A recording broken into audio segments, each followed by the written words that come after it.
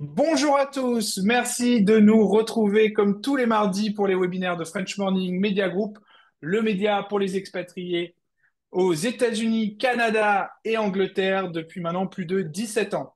Vous êtes un peu plus de 150 à vous être inscrits aujourd'hui. Vous pouvez dès à présent poser vos questions à nos experts. On est en direct sur Zoom, sur LinkedIn et on sera disponible bien sûr en replay sur YouTube. Posez aussi vos questions sur YouTube, on y répondra plus tard euh, quand le live est fini. On sera aussi en direct sur Facebook, donc n'hésitez pas à poser des questions sur Facebook. Aujourd'hui, on va voir comment investir sereinement dans l'immobilier à distance. On va parler de la France et un petit peu du Portugal. On reçoit deux experts, Julien Calamotte, avec plus de 15 ans d'expérience en investissement locatif, auteur du livre S'enrichir grâce à l'immobilier et fondateur de Artae Immobilier. Le second, Manuel Bardoz, banquier pendant 5 ans sur Paris. Maintenant, il commence à être un habitué des webinaires de French Morning. Il a été ensuite courtier depuis 2019, spécialisé en investissement locatif et financement des non-résidents et bien sûr des expatriés comme vous aujourd'hui. On va voir durant ce webinaire les 3 erreurs à éviter en investissement à distance. On va voir les conseils pour réussir votre investissement depuis l'étranger. On va aussi faire un focus sur l'investissement locatif en région toulousaine. On va voir quelles sont les stratégies pour vos investissements. On va avoir une étude de cas concrète en France et au Portugal. On finira avec le financement, bien sûr. Comment le préparer quand on est non résident? Alors, vous le savez, le mieux, c'est de vous mettre sur un ordinateur en full screen, en plein écran, afin de pouvoir voir le partage d'écran que Julien vient de faire. Donc, moi, je reviendrai à la fin pour poser toutes vos questions. Si jamais vous devez vous absenter, vous verrez, il y a des petits QR codes de temps en temps ou des liens pour prendre des rendez-vous privés avec les experts aujourd'hui. Donc, vous pouvez prendre des rendez-vous avec eux. Je crois que les rendez-vous aujourd'hui pris sont totalement gratuits. Donc, profitez-en. Merci et à tout à l'heure pour répondre à toutes vos questions. Bonjour Julien. Merci beaucoup Romain et bonjour à tous. Donc je vais enchaîner sans plus tarder. Aujourd'hui, on va parler d'investissement immobilier. On a choisi de faire une présentation pour vous délivrer aussi un peu de valeur et quelques tips sur l'investissement immobilier à distance.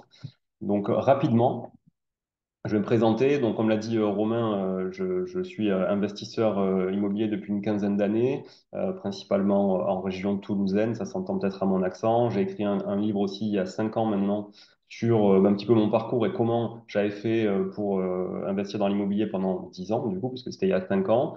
J'anime aussi un podcast 2 fois par semaine qui s'appelle Money Tree, qui est spécialisé sur l'immobilier et l'investissement, mais 80% immobilier. Et j'ai fondé il y a 3 ans Arta Immobilier qui accompagne des investisseurs à investir dans l'investissement immobilier locatif de façon clé en main. Et vous le verrez, je vais présenter ça rapidement. Et je vis entre la France et le Canada, en l'occurrence, voilà, et un petit peu au Portugal et sûrement de plus en plus. Clairement, notre équipe aujourd'hui, mais je vais passer assez vite. Donc, plus de 15 ans d'expérience, je le disais, c'est aussi une bonne partie de l'équipe qui cumule de l'expérience. On a accompagné plus de 200 projets aujourd'hui, plus de 25 millions d'euros investis aussi par nos clients, avec un budget moyen de 168 000 euros, ce qui rend plutôt accessible aussi, puisque dans un budget moyen global, hein, il y a tous les frais de notaire, honoraires, etc. Donc, vous voyez qu'on peut faire aussi d'investissement immobilier sans y mettre des centaines de milliers d'euros ou de dollars. On définit une stratégie, on recherche le bien, on suit les travaux, l'agencement, la décoration, et évidemment, on met en location et on gère aussi le bien au niveau locatif. Ça, c'était pour présenter Artae. Mais ce qui vous intéresse aujourd'hui, c'est comment on investit dans l'immobilier à distance. J'ai voulu focaliser la présentation sur 3 erreurs, 3 principales erreurs qu'on voit souvent chez nos prospects ou nos clients ou dans, on va dire, le microcosme de l'investissement locatif. La première, c'est ne pas définir sa stratégie. D'ailleurs, j'ai pas le titre qui s'affiche, mais hop. Voilà, c'est ne pas définir sa stratégie d'investissement. Une erreur qui est assez fréquente euh, et qui nous fait, par exemple, investir dans un bien qui n'est pas cohérent avec sa stratégie et les objectifs qu'on s'est fixés. Ça rend aussi la prise de décision difficile parce qu'au final, on ne sait pas quel type de bien on va acheter, quel type de bien on doit acheter, comment on doit l'exploiter, etc. pour répondre à des objectifs. Donc des fois, on se plante. Et puis, ça crée aussi une gestion inefficace de son patrimoine immobilier, clairement, puisque on pourrait, si on fait des erreurs, devoir arbitrer trop tôt. Et arbitrer trop tôt en immobilier, c'est souvent une mauvaise décision, dans le sens où il y a quand même pas mal de frais associés à l'immobilier. Et donc, pour récupérer ces frais, souvent, il faut détenir quand même certaines années, dépendamment des marchés, des dynamiques, évidemment, pour retrouver ces frais à la sortie. Et puis, on risque aussi d'avoir des tensions de trésorerie forcément et d'endettement parce que si on a fait le mauvais choix et que ça répond pas encore une fois à l'objectif, eh ben, peut-être qu'on pourra pas louer correctement, pas au bon prix, etc. et qu'on se met en difficulté aussi financière. Donc, il faut faire des choix absolument adaptés aux besoins et aux objectifs que vous vous êtes fixés au départ. Donc, en fait, le B.A.-ba, j'ai envie de dire, le démarrage d'une stratégie d'investissement immobilier, c'est de définir justement cette stratégie. Définir ses objectifs. Donc, est-ce que c'est de constituer un patrimoine pour ma retraite? Est-ce que c'est de transmettre à mes enfants? Est-ce que c'est d'avoir une résidence secondaire qui finalement me coûterait pas cher si je la loue de temps en temps, ou qui me coûterait rien, ou qui me rapporterait un peu d'argent? Est-ce que c'est améliorer mes revenus aujourd'hui, oui ou non? Ou est-ce que c'est carrément gagner ma liberté financière, arrêter de travailler? Si oui, quel est mon horizon d'investissement? Quel est mon horizon pour jouir de ces objectifs, atteindre ces objectifs? Est-ce que finalement c'est 15 ans, 20 ans, 25 ans, c'est la retraite? Ou est-ce que j'ai envie d'arrêter de travailler d'ici 10 ans et de vivre de l'immobilier, par exemple? Ben ça, ce sont deux stratégies totalement différentes, des objectifs aussi totalement différents. Et donc, les investissements que vous allez faire en face seront totalement différents, eux aussi, en fonction de ce que vous voulez atteindre. Donc, savoir où je veux aller, comment je vais y aller et à quel moment je dois y aller aussi. Pour définir ensuite un projet et donc un cadre de recherche. Un cadre de recherche, c'est quoi? C'est un budget, une localisation, des emplacements, donc en tout cas au niveau géographique, des types de biens, des types d'exploitation, profil de locataire. Ça va souvent avec le type de bien et l'emplacement. Et puis aussi, est-ce que je veux des travaux, pas de travaux, pour notamment des raisons fiscales. Donc chacun, on le voit, a ses propres raisons, ses propres objectifs. Et c'est ça qui est important en immobilier, c'est que l'immobilier, c'est un caractère très local et à la fois très personnel aussi, en fonction de chacun. La deuxième erreur, assez fréquente, c'est mal sélectionner son bien et son emplacement. Investir dans une zone peu attractive quand on est attiré par du fort rendement sur le papier. Se reposer uniquement sur des statistiques. Tiens, j'ai l'impression que j'ai lu des stats, j'ai lu des données à l'INSEE ou autre, et donc j'ai des statistiques, mais je ne connais pas le marché en local et je me fie qu'à des statistiques. Alors qu'en vrai, l'immobilier, comme je disais, c'est un caractère immobile, comme son nom l'indique, c'est palpable, c'est statique, et donc chaque marché, chaque rue est vraiment un marché à part entière. Surévaluer le loyer en amont aussi, parce que souvent on a tendance à, pour faire rentrer finalement, pour rendre le fichier Excel joli et nous convaincre que c'est un bon investissement, on va finalement y mettre un peu ce qu'on a envie de mettre, mais ça reflète pas forcément la réalité du marché sur le terrain. On peut subir aussi des périodes de vacances locatives dues justement à tous ces points-là, ou aussi pratiquer des loyers qui auront été faibles puisqu'on aura surévalué. Et puis, on peut aussi réduire la plus-value potentielle à la revente si on sélectionne mal le bien et l'emplacement associé, parce que si on achète un bien dans un emplacement qui n'est pas cohérent avec la typologie du bien, ben, on peut se retrouver à avoir un manque de liquidité à la sortie. Qui dit manque de liquidité dit, si on est pressé de vendre, baisse de prix, et donc une plus-value qui est soit inexistante, soit même qui peut se transformer en moins-value à la sortie. Pour éviter ça, vous devez absolument vous renseigner sur le marché local. Donc c'est difficile quand on est expatrié de se renseigner sur le marché local parce qu'encore une fois, on n'est pas sur place. Il existe des entreprises comme les nôtres sur lesquelles vous pouvez vous appuyer, mais il existe aussi des données, il existe aussi peut-être de la famille qui reste sur place, des choses comme ça. Alors même si il faut toujours jauger de manière assez différente les avis de la famille, des amis, de gens qui sont connaisseurs du marché. Mais en tout cas, prendre le maximum d'informations sur le marché en local et pas juste sur Internet. Analyser l'offre et les demandes en local, sur Internet, mais aussi auprès d'agences, par exemple, en local. Étudier les prix d'achat et les loyers pratiqués et faire des moyennes, faire des statistiques, vous faire votre propre idée. Évaluer les infrastructures et les services à proximité, c'est hyper important aussi pour savoir ce qui existe, ce qui existait, mais aussi ce qui va exister demain. Ça peut vraiment influer beaucoup de choses et sur la tension locative et également sur les plus-values à terme, moyen long terme. Il faut aussi connaître la fiscalité locale et la réglementation. Il y a beaucoup de réglementations en France, vous le savez, peut-être pour ça que vous l'avez quitté aussi des fois. Vous le savez, euh, c'est assez important de la connaître parce que vous pouvez vous retrouver à acheter un bien dans une ville qui va par exemple avoir des obligations de permis de louer, de critères de logement décent, de contrôle d'assainissement obligatoire pour une vente, de choses comme ça.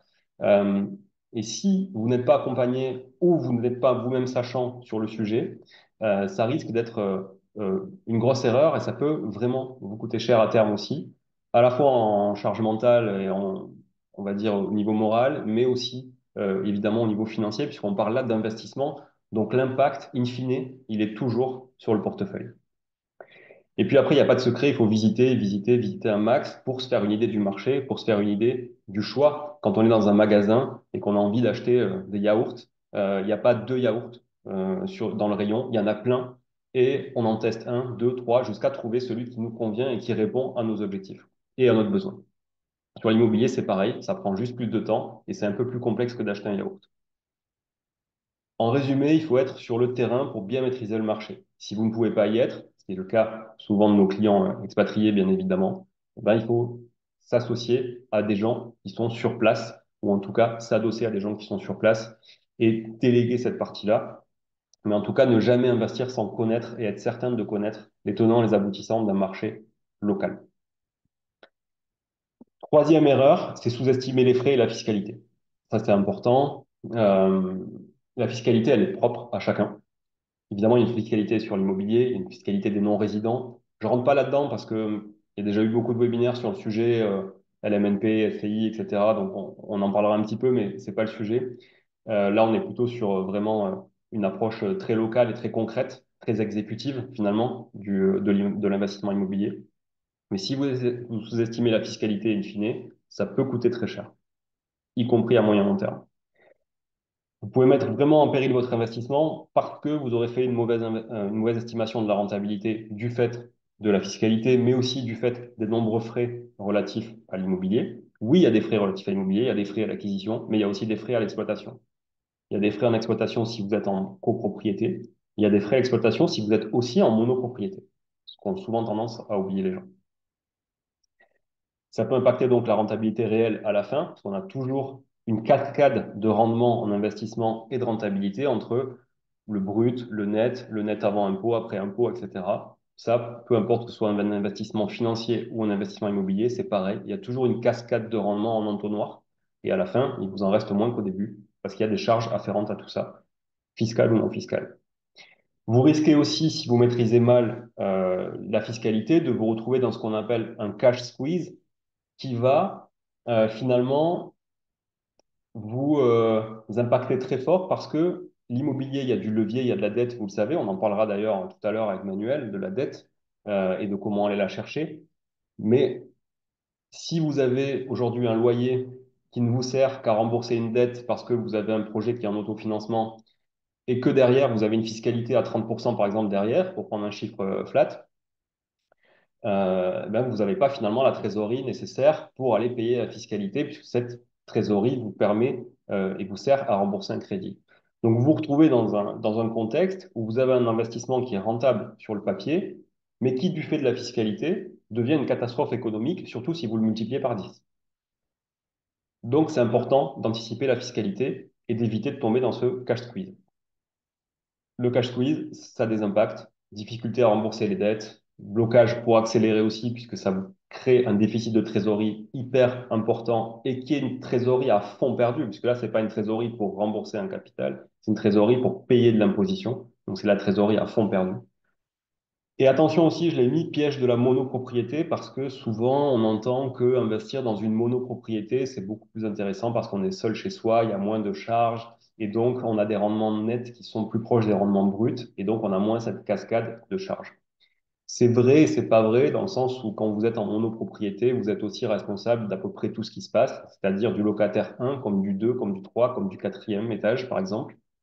Et donc ça veut dire que vous êtes responsable d'absolument tout ce qui va se passer aussi sur les dégradations des parties communes, sur euh, la charge mentale que ça peut générer, même si vous faites gérer à distance. Et puis également sur les travaux que vous allez devoir porter à 100%, contrairement aux copropriétés où vous ne porterez que votre quote-part. Et c'est plus facile de mettre 100 000 euros à plusieurs, à 15, 20, 30 copropriétaires pour refaire toutes les parties communes d'un immeuble, par exemple, que de le mettre tout seul pour son propre immeuble. Voilà.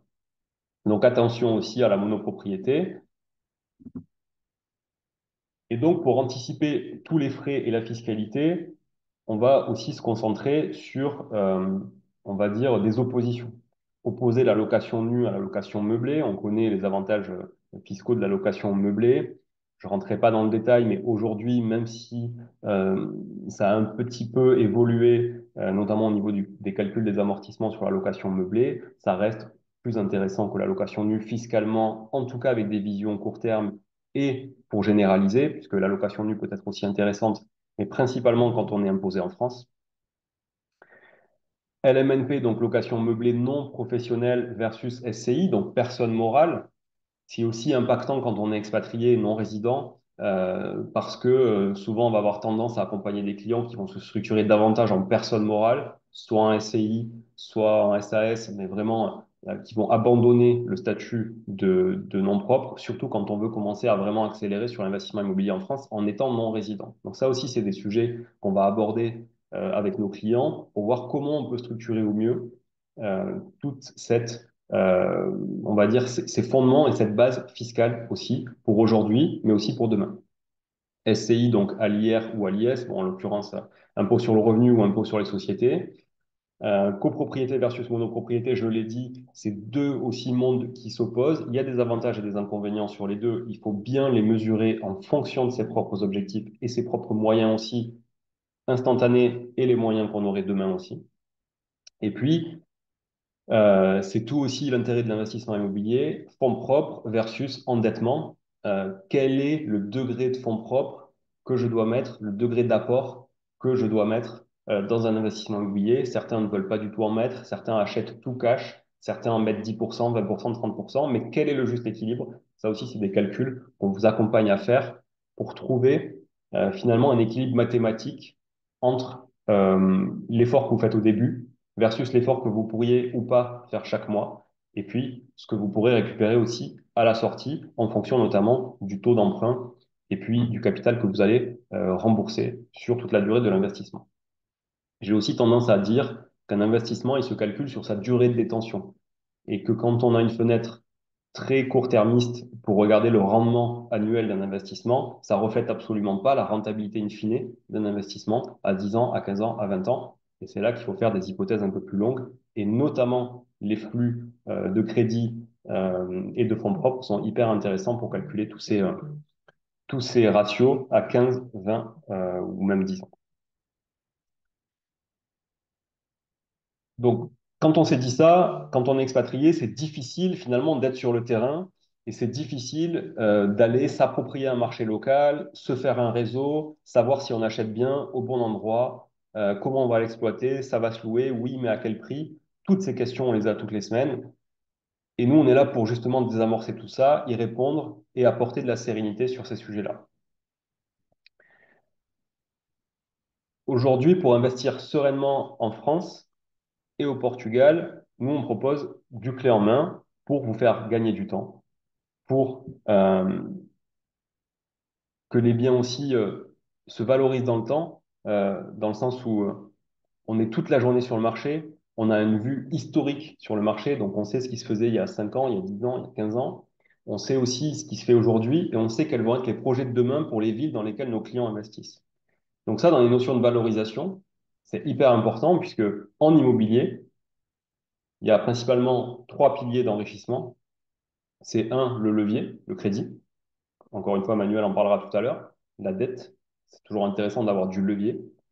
Deux, c'est le capital que vous allez rembourser. Enfin, c'est un, pardon, c'est le capital que vous allez rembourser sur ce crédit. Deux, c'est la trésorerie que vous allez générer chaque mois. Donc, elle peut être déficitaire comme excédentaire, mais dans les deux cas, il faut la comptabiliser dans son enrichissement. Et puis trois, c'est la plus-value à la sortie aussi, quand vous allez arbitrer à 10 ans, à 15 ans, à 20 ans, à 25 ans, peu importe. Et ça reste hypothétique, mais il faut toujours, toujours euh, le prévoir. Et puis tranquillité d'esprit quand vous déléguez, évidemment, puisque quand on délègue à des spécialistes d'un marché en local, on délègue notamment son temps, mais aussi son manque de connaissances, son manque de temps, ses peurs aussi, puisqu'on a souvent aussi besoin d'être rassuré. Et puis, on délègue finalement tout, tout un sujet très chronophage et qui bouffe beaucoup de charge mentale.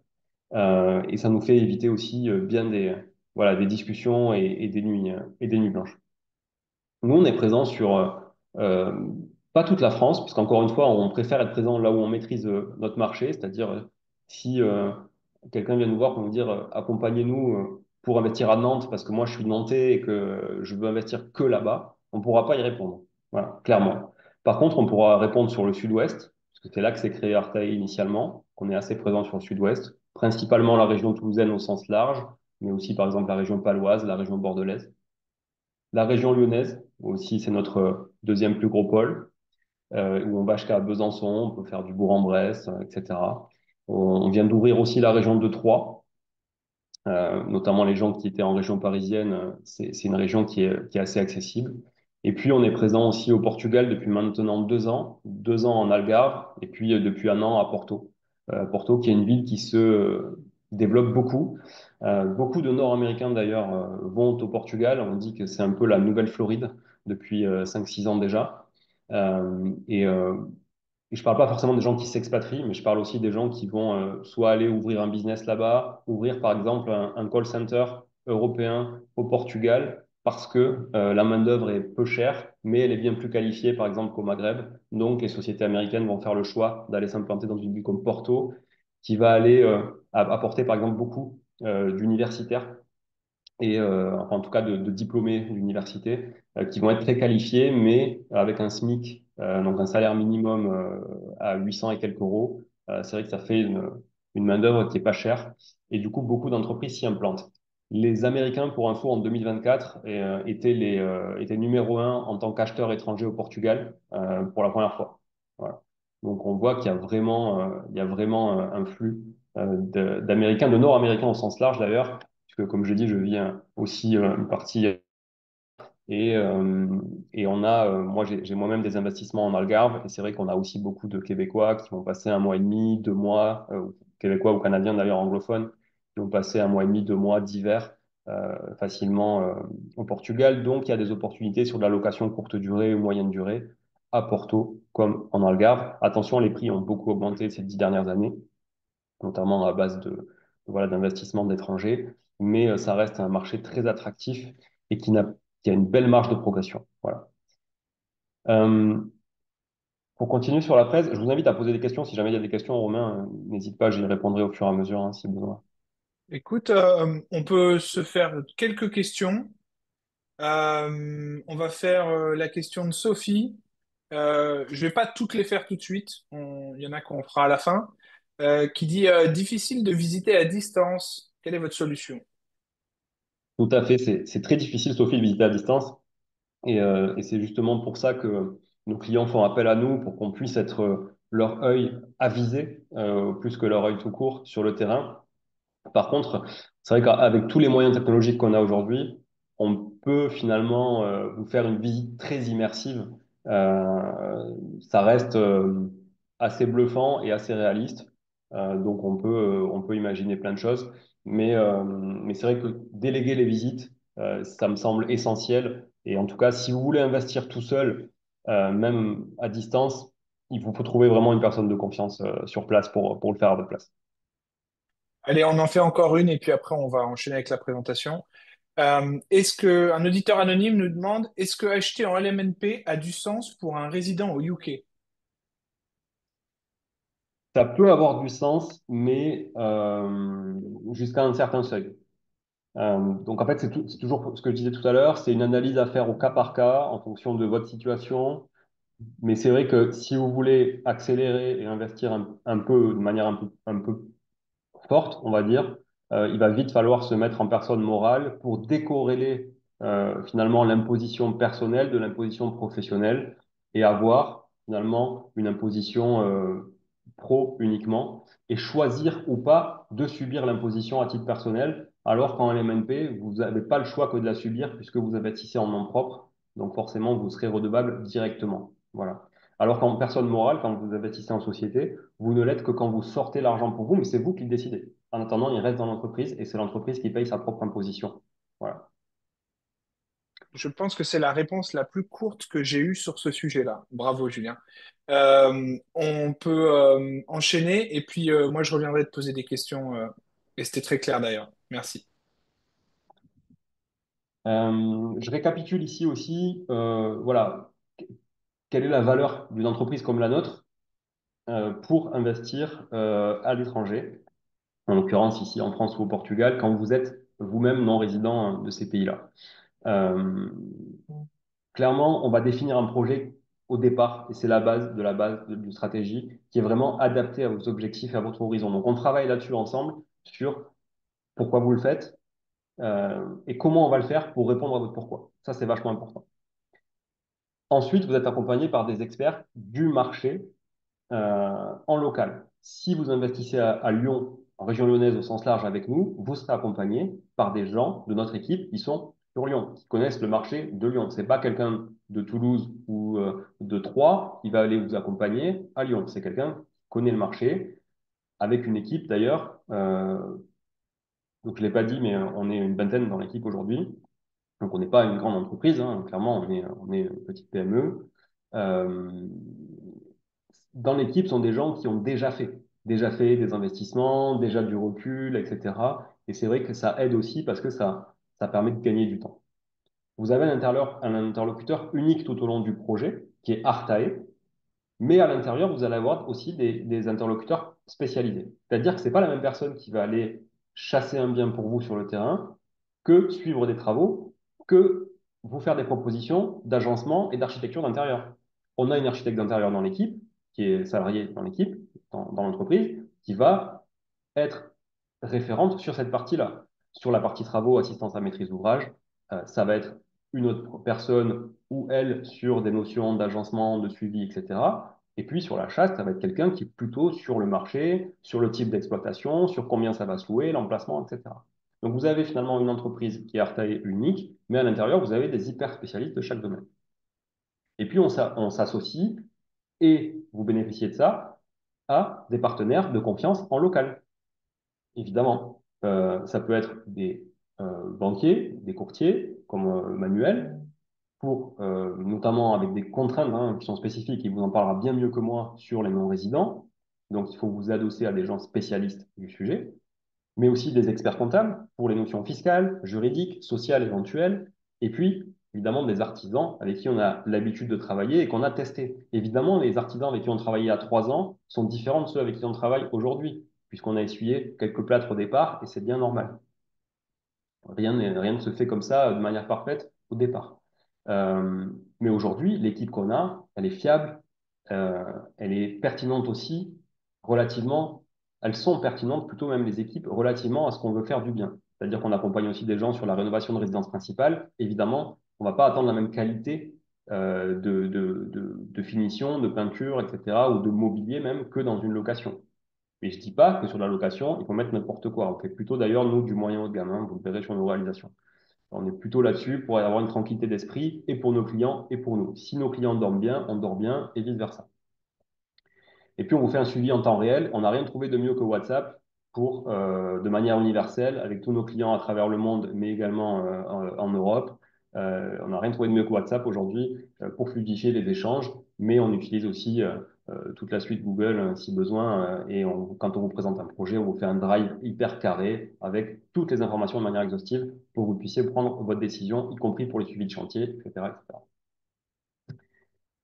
J'ai voulu faire un zoom sur la région toulousaine parce que c'est la première région qu'on a ouverte et puis c'est le marché que je connais le mieux à titre personnel. Donc, comme c'est moi qui vous fais la présentation aujourd'hui, je pourrais vous en parler.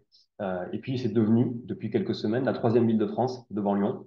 Et je ne vais pas faire concurrence à Lyon parce que c'est notre deuxième ville en termes de business. Mais en tout cas, c'est devenu la troisième ville de France et c'est une ville qui est assez sous-cotée. Alors, s'il y a des Toulousains qui m'écoutent, ils seront assez d'accord avec moi. C'est une ville assez sous-cotée parce que beaucoup de personnes en France pensent que Nantes, Lille, etc. sont des villes plus grandes que Toulouse. Et Toulouse est la troisième ville de France, loin d'ailleurs devant une ville comme Lille, par exemple, mais qui, c'est vrai, je l'accorde, est mieux desservie depuis Paris. Et c'était un peu ça, bon, la peine de Toulouse, on va dire, c'était un peu ça, c'est assez mal desservi en train. Il y a une gare LGV qui va arriver, le projet a été validé, qui va rejoindre Paris à Toulouse en TGV en 3 heures. Il y a beaucoup de navettes, alors on ne parle pas d'empreinte carbone, hein, c'est pas mon sujet, mais il y a beaucoup de navettes aussi aériennes, évidemment avec la présence d'Airbus, c'est quasi obligatoire sur Toulouse, entre Paris et Toulouse. Et puis, voilà, on sait, d'ailleurs, c'est la capitale européenne de l'industrie aéronautique et spatiale. Thomas Pesquet, tout le monde le connaît. Airbus, tout le monde connaît. Et une ville étudiante où il fait bon vivre et qui draine beaucoup de flux étudiants, ce qui implique quoi? Beaucoup d'étudiants à loger, oui, mais aussi, comme c'est une ville où il fait bon vivre, beaucoup d'étudiants qui, après leurs études, restent vivre à Toulouse. Des gens qui restent, en plus de ceux qui existent déjà, ça veut dire qu'on a besoin de logement. Et si on a besoin de logement, on a forcément besoin d'investisseurs qui vont mettre de l'argent là-dedans pour aller répondre, pardon, aux besoins justement des gens qui doivent se loger. Donc il y a une tension locative phénoménale et elle n'est pas prête de s'arrêter puisque Toulouse, c'est entre 15 000 et 20 000 personnes de plus par an en termes de croissance démographique. Et c'est une ville qui en surface est plus grande que Lyon, par exemple, en termes de surface. Donc il y a encore des possibilités d'extension, mais beaucoup veulent vivre en centre-ville et le centre-ville, il y aura pas plus de construction qu'aujourd'hui. Donc ça veut dire quoi? Ça veut dire que la rareté faisant le prix d'une chose, les appartements que vous achetez aujourd'hui vaudront certainement et sûrement beaucoup plus cher demain, puisqu'il n'y en aura pas d'autres construits au même endroit. Prix au mètre carré assez abordable, mais attention, ça aussi, c'est une donnée statistique moyenne basée sur tout le marché, tout état de bien, etc. En hypercentre, on est plus sur du 6 à 7 000 euros, voire même, moi, ça m'est arrivé de vendre des biens à titre personnel à plus de 8 000 euros sur des petites surfaces du mètre carré. Ce qui surprend toujours les gens, puisqu'on a toujours en tête que Paris, c'est 10 000 euros du mètre carré, mais Paris, c'est 10 000 euros du mètre carré en moyenne. Et si vous achetez un studio, on est, dans des beaux quartiers, on est plutôt à 20-25 000 euros du mètre carré. Donc là, sur Toulouse, sur un studio, on va plutôt être entre allez, 6 et 8 000 fourchettes larges, rénovées, prêtes à louer. Évolution des prix à Toulouse versus Nantes, par exemple, qui est quand même une ville aussi connue, euh, qui montre une certaine résilience du marché toulousain, malgré la petite cassure qu'on a eue suite à la hausse des taux. Donc évidemment, il y a eu une progression du marché qui est assez linéaire, on le voit. Et quand c'est assez linéaire, ça amorce toujours quand même une certaine consolidation et une certaine pérennité. Donc, on voit bien que la courbe de Toulouse, elle est assez linéaire et il y a eu un tout petit creux avec la hausse des taux. Parce que rappelez-vous, quand même, on est passé très rapidement, on va dire pour dégrossir un petit peu, de 1 point à 4 points. Donc, forcément, ça a quand même bloqué et verrouillé le marché. Et malgré tout, Toulouse a montré sa résilience versus une ville, par exemple, comme Nantes, où finalement, les gens qui ont acheté au plus haut vont avoir du mal à récupérer tous leurs frais s'il y a une vision très court-termiste, à horizon, par exemple, 5-8 ans. Investir en région toulousaine, je l'ai divisé en trois. Il y a par exemple des villes comme Montauban aux alentours. Pour ceux qui ne connaissent pas, vous regarderez sur la carte, c'est 35 000 de Toulouse. C'est la première grande ville proche de Toulouse, 65 000 habitants. C'est cette ville qui va héberger la gare LGV de Toulouse. Donc cette ville va héberger, en hébergeant la gare LGV, va forcément créer de l'emploi autour. Toutes les plateformes logistiques sont en train de s'y mettre autour aussi. Beaucoup de foncier a été acheté pour de la construction de hangars logistiques, etc. Et donc, ça va amener de la population qui va avoir besoin de se loger aussi. Moi, à titre personnel, c'est une ville dans laquelle j'investis depuis une dizaine d'années. J'ai vu vraiment l'évolution et c'est pas prêt de s'arrêter. Proche des axes autoroutiers aussi. Donc, il y a des plus petites villes, jolies. En plus, patrimonialement, c'est sympa. Il y a une belle architecture. Et là, on va avoir une vision plutôt rendement à court terme, puisqu'on va pas faire des plus-values phénoménales à terme, mais on va avoir un rendement qui va être important. Et puis, il y a l'Est toulousain aussi, avec voilà, de jolies villes. Il y a l'autoroute Toulouse-Castres qui fait beaucoup parler en ce moment, par exemple, qui va aussi rendre des villes moyennes plus proches. Je vais essayer d'accélérer. Investir à Toulouse. Euh, Toulouse même, intramuros, hypercentre, centre élargi, proche d'une future troisième ligne de métro qui est en train de se construire. Ça aussi, il y a une belle opportunité. C'est acté, hein, la ligne, il y a le tunnelier pas plus tard qu'hier matin qui ouvrait une nouvelle station. C'était d'ailleurs assez impressionnant. Donc, d'ici 3 ans, cette troisième ligne de métro va traverser tout Toulouse, reliant le site d'Airbus euh, à l'autre côté, qui est le Label Ginopole, qui est là où il y a l'IoT Valley, Sigfox, etc., qui est installé, donc avec un pôle plutôt tech, qui est aussi très, très prisé. Donc, à chaque fois, on a des budgets différents et ça répond à des objectifs, encore une fois, différents, puisque les rendements à court terme et à long terme ne seront pas les mêmes. Et c'est pour ça qu'on a trois principales stratégies en général. Une stratégie à rendement, vision plutôt court-termiste, peu de valeur patrimoniale, peu d'architecture sexy, une liquidité incertaine à la sortie, mais par contre un fort rendement avec un cash flow positif plus important et donc aussi un besoin d'apport et de fonds propres à mobiliser moins important pour être soit break-even, soit en cash flow positif. Stratégie patrimoniale, à l'inverse, là on est plutôt sur l'emplacement, l'emplacement, l'emplacement, belle pierre, liquidité certaine, forte tension du marché, que ce soit à la location ou à la revente. Et puis on a une stratégie hybride qui va être une ville comme Montauban, Albi par exemple, qui sont des villes très patrimoniales aussi, mais qui vont avoir des rendements supérieurs à une grande ville comme Toulouse par exemple. Et ça, on peut l'avoir à Lyon aussi. On a Lyon, on peut aller sur Villefranche-sur-Saône, on peut aller sur d'autres villes, on a Villeurbanne, on a pas mal de villes aussi autour de Lyon. Ça se retrouve dans toutes les agglomérations. Cas concret, il me reste quoi, 5 minutes? Cas concret, Porto, un investissement en location courte durée. On a accompagné donc un investisseur français qui a un but d'expatriation et donc en attendant, il va louer en location courte durée. Je ne rentre pas dans le détail des chiffres, etc. On pourra vous partager ça plus tard ou si vous nous contactez, on pourra prendre le temps vraiment d'en discuter. T4, ville moyenne, donc en l'occurrence ici, par exemple, c'est dans Montauban. Donc ça, c'était une résidente suisse qui nous a délégué tout cet investissement. Donc là, le choix, c'était soit colocation, 3 chambres, soit courte durée, soit location normale. Le choix a été fait de se mettre en location courte durée. Immeuble de rapport par un couple expatrié aux US, en Californie exactement, dans une ville de 3000 habitants, donc la petite ville, mais il y avait une vraie volonté pour ce couple-là d'aller chercher du rendement à court terme. Et donc, ils avaient une vraie envie de générer de la trésorerie excédentaire chaque mois en mettant peu d'apport. Donc, on allait sur un projet assez important, hein, 520 000 euros, c'est pas forcément accessible à tout le monde. Mais voilà, ça génère quasiment 4 000 euros de loyer par mois. Donc, à la fin de l'année, avec des taux à 3%, 3,5%, on arrive à avoir une trésorerie sédentaire.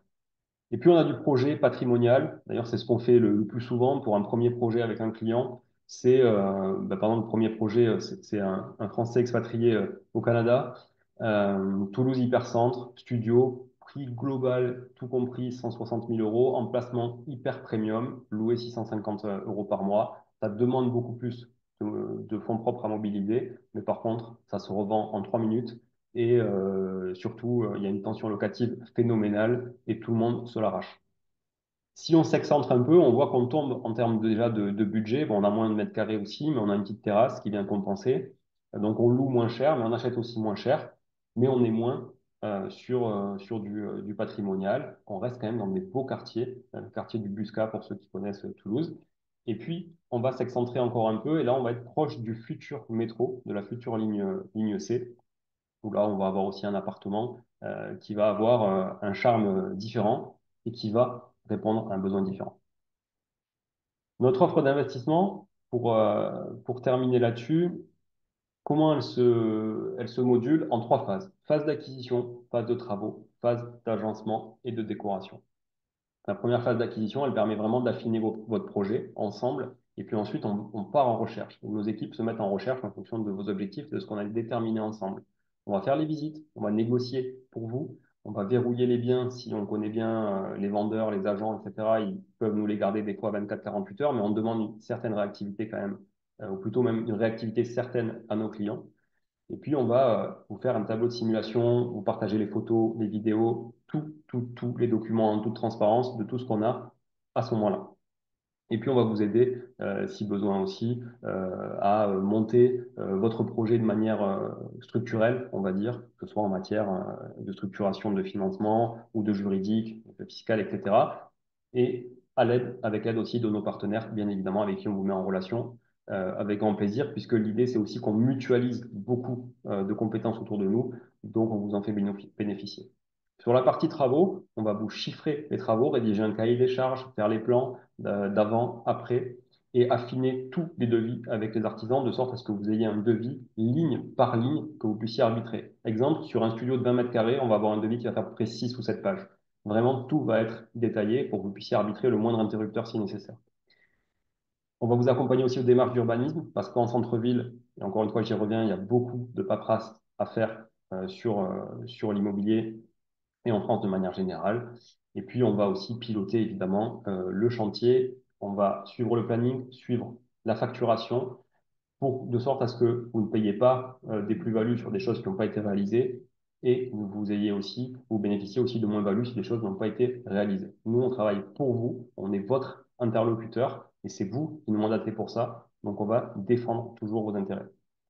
Et puis, on suit évidemment aussi la facturation de sorte à faire des renégociations si jamais il y avait voilà, des petits défauts, des choses comme ça. On fait une pré-réception de chantier, une levée de réserve, et avec une réception de chantier en bonne et due forme. Voilà. Et puis agencement et décoration parce que bah, c'est votre carte de visite, c'est le marketing du bien, c'est ce qui va permettre de rendre le bien sexy sur le marché pour louer mieux, plus rapidement, plus cher que le voisin. Et ça aussi, vous bénéficiez de notre expertise là-dessus parce que d'un marché à l'autre, d'une ville à l'autre, d'une rue à l'autre, d'une cible à l'autre de locataires, on ne va pas agencer un appartement et on ne va pas meubler un appartement de la même manière. Voilà, on a aussi une offre de cuisine d'ailleurs qui s'appelle Artavé Intérieur, puisqu'on a une marque d'architecture d'intérieur qui s'appelle Artavé Intérieur, mais j'en parle pas là. Et du coup, on fait bénéficier aussi de produits assez qualitatifs au prix quasiment identique d'un Ikea ou d'un Leroy Merlin, etc. On vous fait un pack-shot photo, c'est prêt à louer et après on gère la gestion locative. J'ai accéléré sur la fin, je suis désolé, c'était pour être à l'heure. Si vous On est voulez bon. prendre voilà, je finis juste sur, si vous voulez prendre un rendez-vous, c'est assez simple. Je n'ai pas mis de QR code ou quoi que ce soit. C'est artae.imo, I2MO. Il n'y a pas de .com ou autre. Artae.imo. Et vous verrez sur le site, il y a un gros bouton prendre rendez-vous. Ou alors vous allez sur la page contact, vous ne pouvez pas le rater. En haut, en bas du site, partout. Prenez un rendez-vous, il y a un calendrier en ligne. Vous choisissez ce qui vous arrange. Et un de mes collaborateurs ou moi-même, on pourra avec plaisir échanger sur votre projet. Si vous avez des questions, j'y réponds si on a le temps. Ah, bah on a ton calendrier là, je l'ai trouvé. Boum, je viens de le mettre dans le chat. Pour ceux qui veulent prendre rendez-vous, on a la chance d'avoir accès direct au calendrier de nos interlocuteurs aujourd'hui. On va garder les questions existantes pour la fin. Euh, Si jamais vous êtes ailleurs, parce que je sais, je connais l'audience, de temps en temps, il y en a qui partent et qui font autre chose. Maintenant, on va parler financement avec Manuel. Donc, revenez nous voir si jamais vous êtes parti ailleurs et on va répondre à toutes vos questions. Manuel, je vais te laisser, je crois que tu partages aussi ton écran avec une présentation. Et tu vas nous dire comment on fait quand on est expat et qu'on veut pas payer cash son investissement en France. T'as les solutions qu'on habite aux US, qu'on habite au Canada ou qu'on habite au UK. Je crois que tu peux aider tout le monde et nous expliquer clairement le process. Voilà. Et vous voyez aussi, le manuel a aussi donné accès à son calendrier. Donc, vous le savez, sur tous les webinaires, je pousse nos intervenants à avoir un calendrier digital. Je vois qu'aujourd'hui, tous les deux en ont un, donc c'est super. Donc, vous pouvez prendre rendez-vous directement dans leur calendrier, donc profitez-en. C'est des gens qui travaillent dur et qui n'ont pas beaucoup de temps, donc profitez-en maintenant pour prendre un créneau avec eux. Manuel, on t'écoute. Merci Romain. Attends, je mets juste mes lunettes pour faire la personne intelligente. Voilà. Alors, merci Romain. Effectivement, moi j'ai un cabinet de courtage, comme l'a dit Romain tout à l'heure. Je vais pas revenir sur mon parcours, il est assez simple. J'ai été banquier et j'ai décidé d'ouvrir une entreprise de courtage parce que il y avait nécessité pour moi de faire des choses à 360 degrés pour les clients et pas uniquement dans l'organisme bancaire pour lequel je travaillais, en l'occurrence. Euh, Ça a pas mal évolué au fil des années, hein. Les banques font et les banques redéfont un petit peu. Mais il y a certaines choses qui restent quand même immuables dans le financement. Et ça, que ce soit sur le 2019, 2020, 2021, ça n'a guère changé. Euh, je vais vous expliquer en réalité ce qu'il faut faire pour avoir un investissement locatif réussi en levant de la dette. Alors, comme l'a dit très justement Julien tout à l'heure, il faut lever de la dette. Il faut lever de la dette pour plein de raisons. La première, c'est que en levant de la dette, bah, déjà, vous conservez vos liquidités de côté. Donc, vous pouvez très bien réinvestir sur des supports divers et variés de votre choix en fonction de votre situation patrimoniale. J'explique toujours que une épargne est constante, voire évolutive, et un prêt est dégressif. Donc, même si vous êtes à une épargne qui est même un petit peu en dessous du taux que vous avez en réalité, le taux, il est à l'année. Donc, au fur et à mesure où vous remboursez du crédit, forcément, par extension, si le crédit est à 5%, bah, c'est 5% du capital restant dû. Alors que l'épargne, c'est l'inverse. Si vous avez une épargne qui est rémunérée 3%, et qu'elle fait des petits tous les ans, bah forcément, c'est 3% d'une somme qui augmente. Donc, déjà, première chose, c'est ça. La première, c'est conserver vos liquidités, un petit peu comme une entreprise, conserver votre trésorerie, votre fonds de guerre pour d'autres choses. La deuxième, c'est évidemment, il y a la déductibilité des intérêts d'emprunt. Pour certains financements, il ne faut pas l'oublier qu'aujourd'hui, ça, on peut encore le faire en France.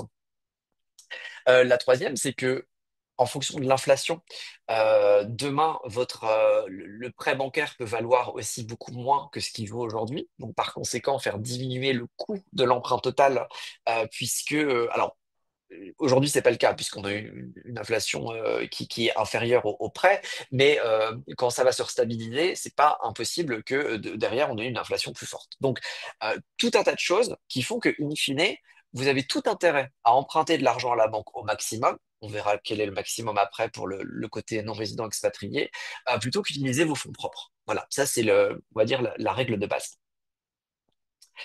Je voulais revenir juste sur les taux, parce qu'il y a une petite actualité en ce moment.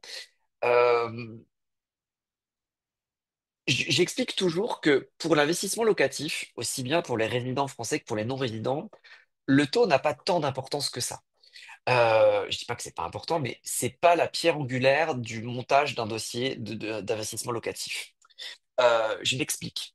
Euh, Aujourd'hui, quand vous allez acheter ce bien et lever de la dette, comme on vient de le dire, euh, effectivement, vous allez avoir un taux d'intérêt sur l'argent emprunté, mais le patrimoine, quelque part, va être payé par une tierce personne, vos locataires. C'est pas comme notre résidence principale où tous les mois, on sort notre argent de notre portefeuille pour payer. Euh, En revanche, ce qui importe, c'est un, le- l'accord de crédit, qui est pas si facile que ça à avoir, loin de là, et le montage, c'est-à-dire la durée la plus longue, on le verra tout à l'heure pour vous, pour les non-résidents, et évidemment le minimum d'apport possible. C'est ce qu'on va chercher en premier. Néanmoins, le taux, évidemment, si c'est un taux à 3% ou un taux à 10, évidemment que c'est pas du tout le même coût. Euh, donc, je vais quand même revenir sur les taux. Les taux ont fortement augmenté, tout le monde est au courant sur ces 2 dernières années. Et là, depuis à peu près un an et demi, ils ont fondu de manière assez importante. Ce qui va très bien, parce que ça relance effectivement le marché de l'immobilier, le marché du crédit, puisque forcément l'argent coûte moins cher à emprunter. Pas de sujet là-dessus. Normalement, on avait estimé, nous les courtiers, que d'ici à fin 2025, ça baisserait encore. On avait estimé peut-être aux alentours des 2,5.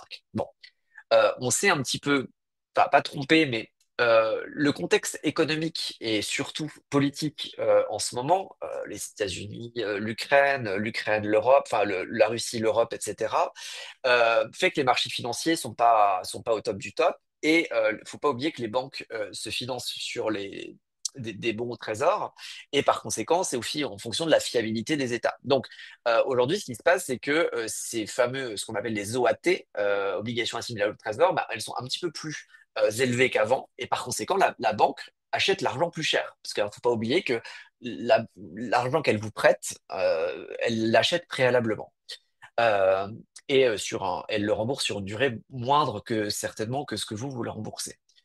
Donc, les banques, aujourd'hui, ce qu'elles ont fait, elles nous avaient averti déjà depuis à peu près 3 semaines, un mois, elles nous ont averti que pour la plupart d'entre elles, plutôt que baisser les taux, qu'elles ne pouvaient pas faire, plutôt que d'augmenter les taux au risque de regripper à nouveau le marché qui a été fortement grippé pendant 2 ans, pour ne pas dire 2 ans et demi, si on enlève aussi tout ce qui est Covid, etc. euh, les banques stabilisent les taux. C'est-à-dire pour la plupart, elles font des légères augmentations, 0,10, 0,15 pour les plus téméraires. Beaucoup restent au taux, on va dire, du mois dernier, si je puis dire, du taux gris du mois dernier. Ça montre, alors c'est là où je voulais en venir, c'est que c'est ça qui est intéressant, c'est que ça montre l'intérêt des banques à vouloir faire du financement immobilier. Ce qui n'était pas le cas pendant quelques années auparavant. Et en fait, il ne faut pas oublier pour vous, futurs acheteurs, que des banques qui ne veulent pas financer, bah vous, ça vous aide pas du tout. Alors, certes, elles étaient pas chères à l'époque, on avait des taux à 1%, mais il y avait beaucoup de dossiers qui étaient refusés parce qu'en fait, les banques avaient plus de dossiers que ce qu'elles voulaient. Elles gagnaient très peu d'argent sur les taux, donc en fait, aucun intérêt pour elles de financer. Aujourd'hui, elles regagnent un petit peu d'argent en vendant du prêt immobilier, donc c'est intéressant pour elles de nouveau d'en revendre, clairement, et elles sont plus promptes à le faire parce qu'elles gagnent de l'argent. On va pas se mentir, c'est comme ça que ça fonctionne. Donc, on pense que les taux vont encore un petit peu diminuer, mais là, sur la période politique que l'on vit, c'est pas encore le cas. Pour avoir une idée, à peu près aujourd'hui, un taux moyen, 20 ans, on va dire bon profil, on est à peu près à 3,50 hors assurance, 3,50%. Euh, Si on compare par rapport à d'autres pays comme bah, les USA par exemple, on n'est pas loin des 7 si je ne m'abuse. Au UK, on est un peu moins cher, mais c'est pas le même système. C'est-à-dire que nous, c'est un taux fixe tout du long. Si c'est sur 20 ans, bah, c'est un taux fixe sur 20 ans. Au UK, vous avez souvent les remortgages tous les 5 ans. Donc, on a quand même un système de prêt, certes très compliqué au départ pour l'acceptation des dossiers, mais qui, au final, sur le plan financier, est honnêtement est pas déconnant. Et pas déconnant par rapport à d'autres pays. En tout cas, l'argent ne coûte pas si cher que ça. Romain, non, pourquoi ça marche plus? Oui, Ah oui, non, c'est bon, pardon, non, non, pardon, je croyais que pas de j'étais souci. bloqué, mais ouais. Euh, alors, je vais passer là-dessus. Je voudrais déjà revenir sur les bullet points importants parce que comme j'ai parlé des taux, on va rentrer dans le vif du sujet et après on reviendra en arrière. Pour les non-résidents, il y a quand même des règles qui sont plus ou moins immuables. Donc, pour les non-résidents, la durée de prêt ne dépassera jamais 20 ans. Alors, autant pour les résidents français, dès qu'on peut emprunter sur 25, on le fait, c'est mieux, mais sur les non-résidents, on ira toujours sur 20 ans maximum, ce qui est tout à fait louable. En termes d'apport, Julien parlait tout à l'heure d'apport, de mettre évidemment le moins d'apport possible. Et il a entièrement raison. Simplement, on est quand même soumis à ce que veulent les banques en termes de règles et notamment en termes de risques, tout simplement parce que comme vous êtes à l'étranger, ils n'ont pas vu sur vos comptes, enfin, ils n'ont pas vu. Ils n'ont pas la maîtrise de vos comptes. Ils peuvent difficilement ponctionner vos salaires si vous ne payez pas la mensualité, etc., etc. Donc, forcément, en termes de risque, si demain vous venez à ne pas payer le remboursement du crédit, il faut qu'elle s'assure que si demain elles vendent le bien, bah, que le bien ait dégagé une certaine valeur hypothécaire de telle manière à ce qu'elles rentrent dans leurs frais. Hein, parce que ça ne se vend pas comme ça un bien. Donc, la plupart du temps, c'est 20% d'apport plus les frais. Alors, les frais, c'est les frais de notaire. En fait, c'est tout ce qui est annexe à l'immobilier qui est utile, mais qui n'est pas propre à l'immobilier en tant que tel. Donc, tout ce qui est hors immobilier et travaux. Donc, frais de notaire, les frais de la banque, les frais du broker, les frais de dossier, les frais de garantie, ce genre de choses. Comptez à peu près 10%, entre 10 et 11%. Ça, c'est le minimum qu'on arrive à négocier. Néanmoins, pour certains clients qui ont bien compris le système du leverage et qui ont des liquidités et qui préfèrent les conserver, euh, on peut sur certaines banques parfois financer du 100%, c'est-à-dire vous apportez les frais, finance du 100%. Néanmoins, on va vous bloquer 20% de la somme que vous empruntez en nantissement. Ça peut être une méthode intéressante puisque l'apport, vous allez le virer directement chez le notaire le jour de l'achat. Donc en gros, cet argent, vous ne le verrez plus jusqu'à ce que vous revendiez le bien, si tant est que vous le revendiez. Alors que le nantissement, l'avantage, c'est que certes, c'est bloqué, mais il va faire des petits tous les ans. Et par conséquent, c'est un peu mon exemple de tout à l'heure entre l'épargne qui est comme ça, pardon, et le prêt qui est comme ça, c'est que le nantissement, bah, même si cet argent est bloqué, vous avez fait que le déplacer d'un compte A à un compte B, et au moins il fait des petits sur des petits, plus des petits, plus des petits, etc. Donc, comme ça vous a permis, sur un investissement locatif, si ça passe en termes d'endettement, euh, de financer 100% du projet hors frais et d'avoir justement leveragé au maximum. Et j'ai une question pour toi, Manuel. Le nantissement, il Oui, travaille en fonds euros ou il travaille en quoi? alors pour quasiment tous les autres, enfin en fait pour quasiment tous les pays, c'est en fonction comment dire du profil patrimonial du client, pardon. Est-ce qu'il aime le risque, est-ce qu'il aime les choses dynamiques, les choses sécuritaires, etc., etc. On peut très bien mettre sur des SCPI, on peut mettre sur des ETF, on peut mettre ça sur du fonds euro tout bêtement, etc. La petite particularité, c'est pour nos amis aux États-Unis puisque je crois que c'est Obama, si je ne dis pas de bêtises, qui avait justement bloqué un petit peu les fonds pour ne pas qu'ils partent à l'étranger. En fait, on ne peut pas faire grand-chose à part du compte titre. C'est pas de notre faute, c'est les Américains qui nous empêchent de faire ce qu'on veut. Donc ça, pour les Américains, ça sera du compte titre, mais c'est pas grave, c'est du compte titre qui rapporte quand même de l'argent. En tout cas, il n'ira pas directement chez le notaire. J'ai répondu à la question, Mais- Romain? Ouais, merci. C'est très clair. Euh, oui, chose importante également. J'ai marqué épargne résiduelle. Pourquoi? Parce que il faut pas oublier que demain vous achetez 1 million d'euros, vous avez vos 30%, donc 300 000. Vous dites c'est bien, j'ai les 300 000 de côté. Attention, il faut pas oublier que on vous mettra jamais complètement à zéro sur vos comptes pour faire un projet immobilier. En termes de risque bancaire, ça passera pas. C'est-à-dire que nous, on va regarder quelle épargne résiduelle vous avez et en fonction de vos charges. Je vous donne un exemple, vous habitez un appartement à New York qui vous coûte 5 000 $ par mois, on va faire en sorte qu'il vous reste à minima 50 000 $, voire 60 000, pour se dire que demain, s'il y a le moindre souci, vous avez à minima un an de loyer devant vous. Donc l'épargne résiduelle, faut bien la prendre en compte, c'est-à-dire que c'est pas parce que j'ai 300 000 de côté que je peux mettre 300 000 d'apport. Ça ne veut pas dire que le prêt passera pas, mais c'est toujours plus difficilement défendable et en termes de risque même pour vous, la banque se mettrait en défaut de vous avoir complètement entre guillemets spoilé de tout votre argent et du coup vous avez plus d'épargne de précaution. Alors, les bullet points importants, c'est pour le pays de résidence, nationalité. Bon, tout ce qui est USA, UK, Canada, Suisse, Europe, etc. De toute façon, on n'a pas vraiment de difficultés sur le sujet. La seule petite différence, c'est que si vous êtes de nationalité française, on peut parfois négocier un apport un peu moindre. Alors, il y aura un nantissement à côté, mais on peut négocier un apport, mettons par exemple de 10%. Alors que si vous êtes, je sais pas moi, totalement américain ou que vous êtes un couple mixte, hein, par exemple monsieur américain, madame française, c'est le côté américain qui prendra le relais. Donc là, on peut parfois demander plus d'apport, ça peut aller jusqu'à 30%. Voilà. Euh, Encore une fois, dans notre métier, enfin, dans le courtage, je vous donne des règles assez généralistes parce que il n'y a pas un seul dossier qui se ressemble. Ça dépend tellement de plein de choses que c'est difficile de dire cette règle, elle est absolue.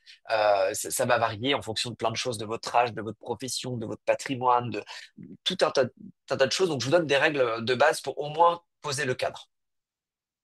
Et évidemment, l'endettement, le reste à vivre. Alors nous, on est en France depuis 2021. On est bloqué, si je puis dire, avec les normes qu'on appelle les normes HCSF, qui empêchent les banques de prêter à plus de 35% de l'endettement global.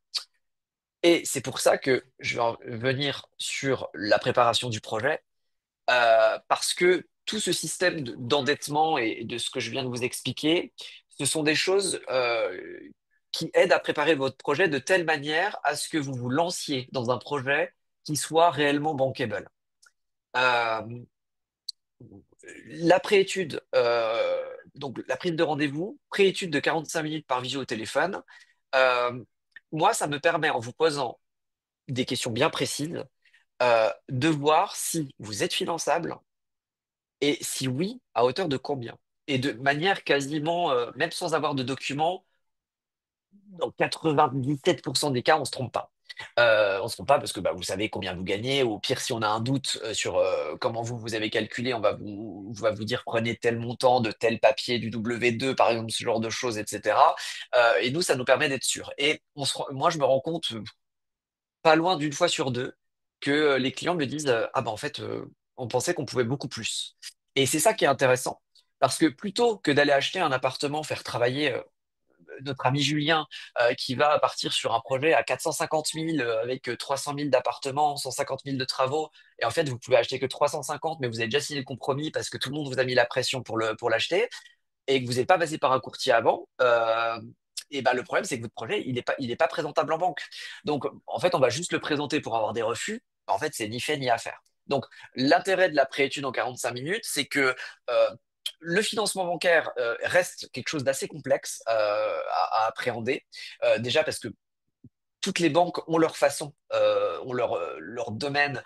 Je prête à telle condition, je calcule les salaires comme ça, etc., etc. Donc nous, tout ça, on est au courant de comment, quelle banque fonctionne de telle et telle manière. C'est pour ça que dans la préétude que je vous fais, je leur dis souvent quand je suis en visio, j'essaye de faire quelque chose qui colle à peu près à toutes les banques que l'on connaît, avec lesquelles on travaille. De telle manière, parce que moi, je ne peux pas me permettre de vous dire, bah, c'est bon, ça passe dans une banque. Ouais, mais si pour une raison X ou Y, cette banque, à l'instant où vous signez le compromis, ne veut plus de dossier, n'a plus de budget ou que sais-je, bah en fait, on a fait ça pour rien du tout. Donc, j'essaie de maximiser les chances de telle manière à ce qu'on ait au moins deux, trois banques sur lesquelles le projet peut coller en termes de calcul, d'endettement, de façon de voir les choses. Donc, je vous donne une réponse quasiment immédiate, hein. Je vous dis c'est faisable, pas faisable. Si c'est pas faisable, je vous explique pourquoi et je vois s'il y a des solutions. Et si c'est faisable, bah, à hauteur de quel montant global vous pouvez vous permettre d'aller. Et après, évidemment, nous, on vous suit dès le début, en fait, parce qu'on vous a même en amont et on vous suit après ben, quand vous signez le compromis, etc., etc. Si aujourd'hui j'ai 93% de taux de réussite des financements, c'est pas parce que je suis plus malin que les autres, c'est vraiment parce que j'insiste auprès de tous mes clients pour qu'ils ne signent pas un compromis sans qu'il soit passé par moi au préalable. Voire les clients qui me disent je vais signer un compromis, etc. Souvent je redoute à prendre le dossier parce que j'ai toujours peur qu'ils aient fait une erreur. Donc je préfère qu'on voit ça ensemble. Euh, les conditions et l'accord de crédit. L'accord de crédit est encore une fois pas si facile à avoir que ça pour plein de raisons. La première, c'est que les banques pour les non-résidents, il y en a, hein, dont on travaille avec toutes, mais ça reste quand même des cellules assez spécifiques. Vous avez une petite cellule à Paris pour telle banque, une petite cellule à Strasbourg pour telle banque, etc., etc. Euh, c'est pas du gros volume, c'est pas du prêt immobilier en masse. Donc, il faut aussi préparer son projet, c'est aussi ça. C'est-à-dire mettre en avant ce que moi je pourrais mettre en avant pour vous par rapport à votre dossier, ou le préparer de telle manière à ce que derrière, la banque se dise, OK, j'ai envie de faire ce dossier. J'ai envie de faire ce dossier parce que c'est Manuel qui me le présente, parce que les clients, il y a ça qui a été mis en avant, ça qui a été mis en avant, au-delà des chiffres, hein, parce que les chiffres, tout le monde, n'importe quel banquier peut les lire, mais il faut aussi un peu leur vendre le projet, quelque part. Moi, ça m'arrive d'avoir des banquiers qui disent, oh non, moi, ces clients, je les sens pas, ou ce projet, je n'y crois pas. C'est complètement arbitraire, on est entièrement d'accord. Et donc, pour éviter ça, j'amène un petit peu de factuel. Et c'est pour ça que on prépare le dossier, enfin, je prépare le dossier pour vous avec des éléments où je sais que cette banque va apprécier ce type d'éléments. Euh, alors, sur le process, effectivement, il y a deux, trois petites choses qui sont différentes. Je vous dis ça notamment si vous allez sur Internet et que vous regardez des choses, notamment par rapport au taux. Euh, Toutes les grandes enseignes, alors mon cabinet est rattaché à Preto, qui est un courtier national en ligne, donc je ne fais pas partie de Preto, mais enfin si, c'est une filiale indirecte. Euh, Même eux, quand ils affichent les choses sur Internet, les taux, c'est toujours les taux pour les résidents français. Donc attention, si demain vous voyez le meilleur taux sur 20 ans, c'est 3%, oui, pour les résidents français, et encore, c'est une moyenne. Pour les non-résidents, en général, comptez que les écarts de taux, et ça c'est valable pour quasiment toutes les banques, c'est entre 0,40 et 0,50. Donc si vous avez un très bon taux résident français à 3%, et que on vous obtient du 3,50, partez du principe que c'est effectivement un très bon taux. Les assurances emprunteurs vont être évidemment différentes, puisque toutes les assurances, alors on a nos assurances de courtier, donc pas de sujet, on sait avec lesquelles travailler, mais toutes les assurances n'assurent pas les clients qui sont à l'étranger. Évidemment, il y aura des contreparties commerciales. La banque, elle va vous prêter de l'argent, elle va en gagner peut-être un peu sur le financement, pas autant que ce qu'on pourrait croire, mais elle va en gagner un peu. Euh, Si demain vous faites pas de nantissement, bah, la banque, c'est pas les quelques flux bancaires que vous aurez tous les 4 matins qui va changer quelque chose. Donc, il faudra vous attendre à ce que la banque nous demande des contreparties commerciales qui peuvent être un petit placement chez eux, euh, la domiciliation des revenus fonciers, des choses qui font que, entre guillemets, ce qu'ils perdent en PNB, le PNB c'est le chiffre d'affaires des banques, avec le prêt immobilier, ils les récupèrent sur la partie commerciale. Donc ne soyez pas surpris s'il y a toujours des contreparties commerciales à faire. Euh, Vous n'avez pas en tant que non-résident à mettre vos salaires. Les banques sont très au courant. Elles ne vous demanderont jamais de mettre vos salaires chez elles. Avec qui on travaille, ben ça, je vous ai un peu répondu. En fait, on travaille avec toutes les banques qui font des non-résidents. Il y a pas de limite. Et les garanties prises par la banque, c'est important. Il y en a deux, comme pour les résidents français, mais pour les non-résidents, la plupart du temps, c'est un PPD, une hypothèque, tout simplement parce que la SACEF ou Crédit Logement, donc les organismes de crédit, enfin les organismes de caution qui valident les prêts pour les banques, pour les résidents, sont souvent demandeuses de plus d'apports. Le crédit logement, ça peut être parfois jusqu'à 40%. La CCF, c'est 30% plus les frais. Donc, nous, on essaye de convaincre les banquiers de prendre plutôt une hypothèque, c'est-à-dire que c'est la banque directement qui prend le risque à 100% sur sa décision. Euh, alors, euh, effectivement, on s'occupe de tout. La traduction des documents, vous nous les donnez tels quels. Il y a effectivement une ou deux langues où de temps en temps on les traduit, mais là, c'est pas votre cas. Donc, traduction des documents, on s'en occupe. Évidemment, il y a des documents particuliers, mais ça, on vous le dit. On sait que, par exemple, j'ai donné une bêtise, mais une banque, pas deux banques pour les US personnes demandent 12 mois de relevé de compte. On vous le dit en amont, tout ça. Donc, vous inquiétez pas. On a des solutions pour les transferts d'argent, pour éviter les frais bancaires parfois trop élevés. Alors, ceux qui ont Revolut Premium, ça va, mais ceux qui l'ont pas, encore Revolut, c'est pas hyper sécurisé. Donc, on a des partenaires avec lesquels on travaille qui vous permettront de transférer l'argent nécessaire. Le nantissement d'avoir, j'en ai déjà parlé. Et la réception des offres de prêt peut être soit en papier, soit en électronique, à peu près comme chez nous aujourd'hui. Et les déplacements en banque ne sont quasiment pas obligatoires, sauf peut-être pour une ou deux banques. Mais dans ce cas-là, on le sait en amont. On sait qu'on va aller vers cette banque et on essaie de s'organiser avec vous pour que ça soit cohérent et logique et qu'on ne fasse pas prendre un avion juste une journée pour prendre simplement montrer votre carte bancaire à un banquier. Voilà. Donc tout ça, on s'en occupe, on est habitué, on sait comment ça fonctionne. Reposez-vous sur nous. C'est la méthode la plus simple.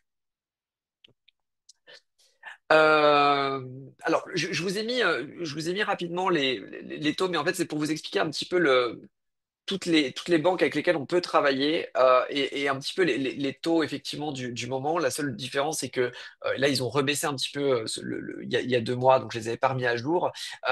Mais c'était pour vous montrer qu'ils sont un petit peu plus hauts que effectivement que les résidents français.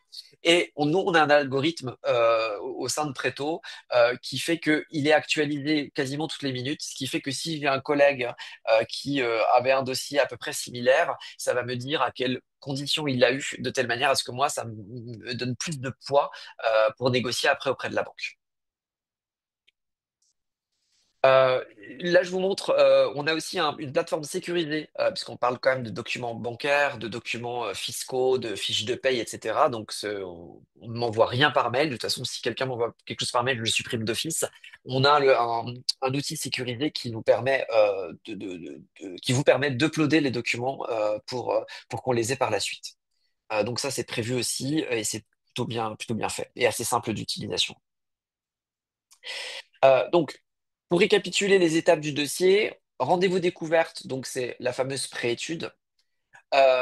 Une fois que le préétude est faite et que vous avez trouvé votre bien, bah, on reprend un rendez-vous pour recalibrer le montage ensemble, que je vous réexplique combien je vais présenter d'apports, combien il faudrait mettre, etc., que je vous donne mon sentiment et ma façon de faire sur le montage et la signature du mandat. Euh, Après, c'est on valide les propositions bancaires parce que moi, j'en aurais peut-être qu'une, mais parfois, je peux en avoir deux ou trois. Évidemment, je sais laquelle est la mieux, mais ça reste vous, les décideurs, les clients. Donc, si vous en voulez plutôt une autre que celle-ci, on en parle, on échange dessus et on regarde les détails un petit peu des offres qu'il peut y avoir. L'accompagnement rendez-vous bancaire, alors pas forcément, puisque pour nous, enfin pour vous, ça sera quasiment tout le temps à distance, donc je vous accompagnerai éventuellement en vidéo si vous le souhaitez, mais j'irai pas plus loin. C'est là où il y a la validation des assurances et des contreparties, et après l'édition des offres de prêt. Petit aparté, attention sur les non-résidents, les délais de traitement des dossiers. Alors on a des délais incompressibles dans la banque pour X raisons, des décisions de risque, du pôle du back-office qui édite les offres de presse, ce genre de choses. Mais de base, comme ce sont des dossiers qui sont plus longs et comme je l'ai dit tout à l'heure, avec des banques et des cellules de banque qui sont plus petites, par conséquent, on sort, si je puis dire, les dossiers beaucoup moins rapidement que pour les résidents français. Donc, comptez plutôt entre 3 mois et 3 mois et demi la plupart du temps, plutôt que 2 mois pour les résidents français, entre le moment où, on va dire, on lance le dossier et le moment où on a les offres de prêt. C'est quand même relativement long. Et après, on s'occupe avec vous de faire l'appel et déblocage des fonds et on vérifie que tout est bien fait à la banque jusqu'à la signature du notaire. Euh, voilà, je pense que j'ai essayé d'être le plus précis possible. Eh ben, c'était très clair. Merci à tous les deux. Vous avez à nouveau à l'écran, que vous soyez sur LinkedIn ou sur Zoom ou sur les réseaux, si vous nous regardez en replay, le QR code de Manuel, vous le scannez, vous pouvez prendre rendez-vous directement dans son agenda. Profitez-en. C'est pas tous les jours qu'on a accès à l'agenda d'experts. Je vais juste couper ton partage Je sais plus ce que je d'écran. dois faire. Oui, voilà, parce que je ne retrouvais plus le bouton en fait. Ah, c'est Voilà, là. c'est bon. Ah, c'est bon. C'est bon, je te l'ai trouvé. Alors, on a aussi la chance que Julien ait pris le temps de répondre par écrit à pas mal de vos questions. Donc, si vous avez posé une question et qu'il y a répondu par écrit, allez regarder la réponse qu'il vous a fait. Et on va prendre ben, les dernières questions qui nous restent. On va essayer de clôturer, je pense, parce que vous avez aussi il commence à être tard, et puis vous avez d'autres choses à faire. Je pense que peut-être on se donne 6-7 minutes pour répondre aux questions, ça vous va? Très bien. Ok, parfait. Alors, est-il maintenant possible d'obtenir un prêt en SCIS en tant que non-résident, ayant eu un projet l'année dernière, j'ai enchaîné les refus des banques. Question de SV. Alors oui, c'est possible de faire des emprunts en SCI en étant non résident. Attention néanmoins, c'est peut-être pour ça, je ne sais pas, SB, je connais pas votre dossier. Et j'en parlais, je crois, avec Romain ou Julien tout à l'heure. La SCI n'empêche pas, enfin la SCI n'empêche pas le calcul classique de l'endettement et en fait on examine le dossier de la même manière que si vous achetiez en indivision. Même si c'est une société à l'IS et que normalement elle ne devrait pas faire partie du HCSF, voilà, donc parfois, ça peut être pour ça que c'est refusé, parce qu'au final, l'endettement ou certains critères mathématiques ne vont pas et la SCI ne cachera pas, ça sera pas l'arbre qui cache la forêt, mais c'est possible. Parfait. Thomas qui nous dit, j'ai pour ma part des clients chinois résidents fiscaux en Chine ou au Canada. Certains souhaiteraient investir en France, notamment, ils sont assez fortunés, mais bien évidemment, comme toute personne fortunée, elle souhaite utiliser la dette comme levier et demander des prêts bancaires. Est-ce que cela est un sujet sur lequel Monsieur Bardos pourrait aider? Merci. Alors, ça, c'est un sujet qui demande beaucoup plus de temps. En fait, le souci, il est que les banquiers ont du mal, enfin, ont du mal en fait à déterminer la provenance des fonds quand c'est en Chine, etc. Et ça leur fait peur. Donc, la plupart du temps, ils bottent un peu en touche pour tout ce qui est, ce qui est la Chine. Et c'est là où souvent on a des soucis, parce que j'en ai déjà eu aussi des clients. Donc, en fait, tout s'étudie mais ça va dépendre de choses. Une chose est sûre, si vos clients ils sont chefs d'entreprise, c'est sûr que non. Il faut vraiment qu'ils soient salariés et salariés plutôt d'un grand groupe. Euh, Peu importe, un français ou étranger. Mais si ils sont salariés, par exemple, dans un magasin du coin, ça marchera pas. C'est bien, ils auront peut-être de l'argent de côté, mais en fait, la banque ne va pas faire un prêt parce qu'ils ont de l'argent de côté, parce qu'en plus, cet argent n'est pas en France. Donc, en fait, ce qui risque de se passer, c'est qu'ils vont peut-être nantir 80% de la somme pour leur reprêter 80%. À voir s'il y a aussi un intérêt financier derrière. Parfait.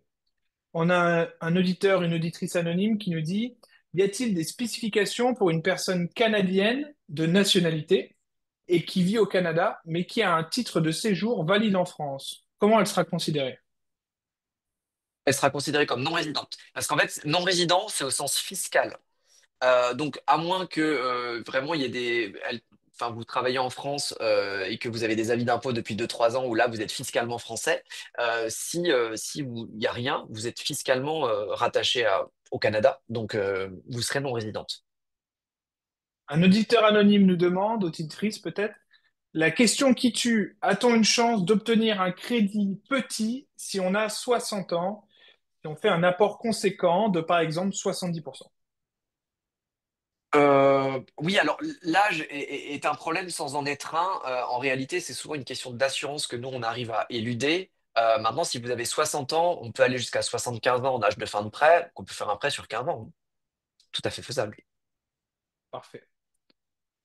Question de Mel, le financement est-il différent pour les acheteurs d'une résidence à but non lucratif? Non lucratif? Il y a une résidence à but non lucratif?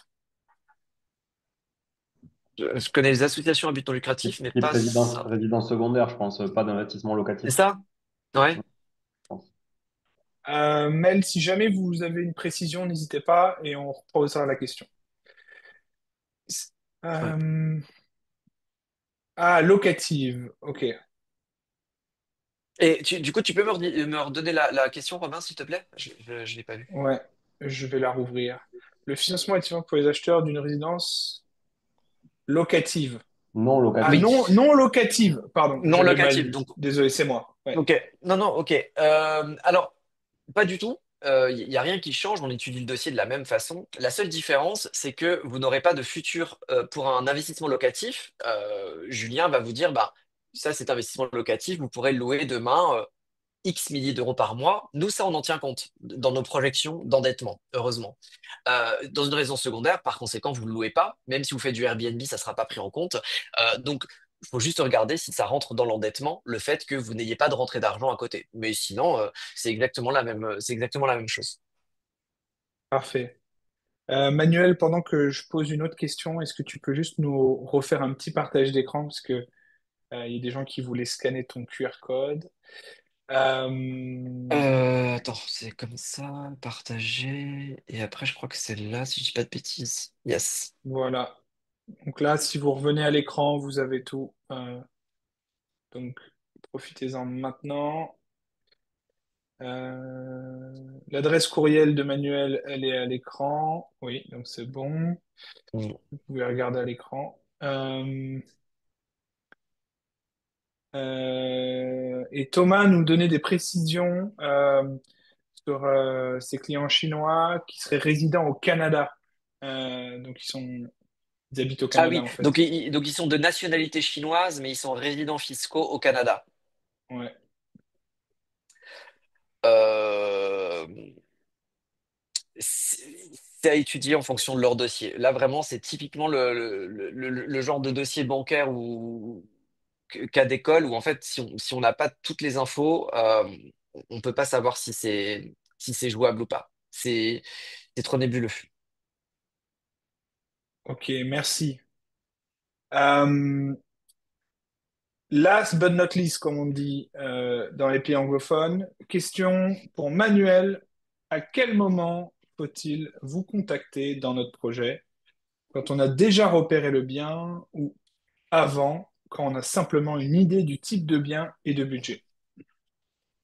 Un petit peu comme je l'ai expliqué tout à l'heure, le mieux c'est que dès que vous savez que vous allez faire un projet immobilier, avant même de commencer à regarder les annonces ou de contacter Julien, par exemple, venez déjà faire le check avec moi de est-ce que vous êtes finançable et à partir de combien.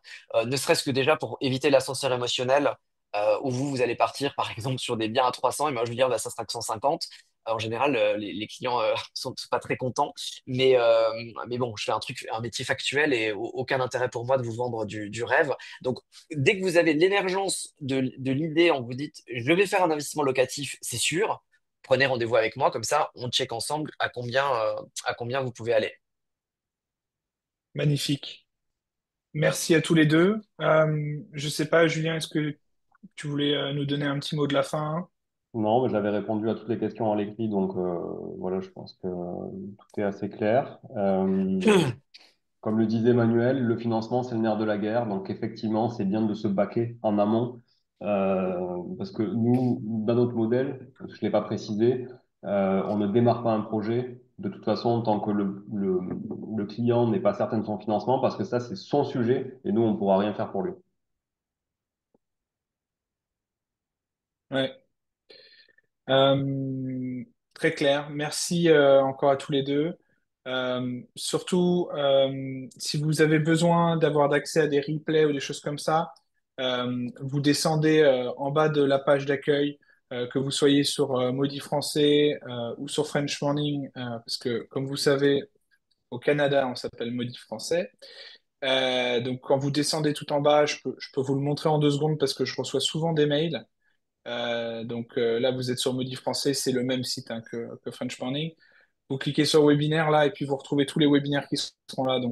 Quand vous cliquez sur l'article d'aujourd'hui, vous aurez en fait le replay qui sera intégré juste là. À la place de l'inscription gratuite, il y aura le replay là.